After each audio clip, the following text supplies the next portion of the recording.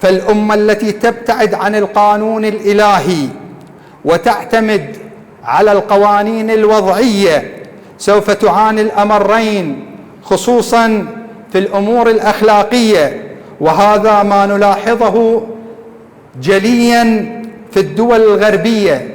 فالمجتمع الغربي يعاني ويعيش انحلال كبير في مجال الأخلاق وبشكل ملفت للنظر، حتى وصل بهم الحال إلى سن قوانين تبيح المثلية والانحلال الجنسي والزنا بالمحارم، وكل هذه بدواعي الحرية الشخصية للسيطرة على الشعوب من خلال جعلهم مندكين بالرذيلة.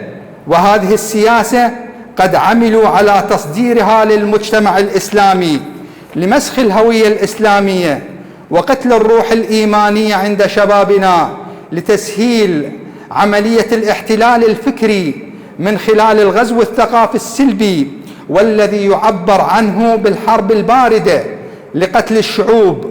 فعلينا أيها الأحبة كمسلمين أن نلتفت إلى ذلك ولا نبتعد عن القانون الإلهي، لأن القانون الإلهي هو المخلص والمنقذ للشعوب.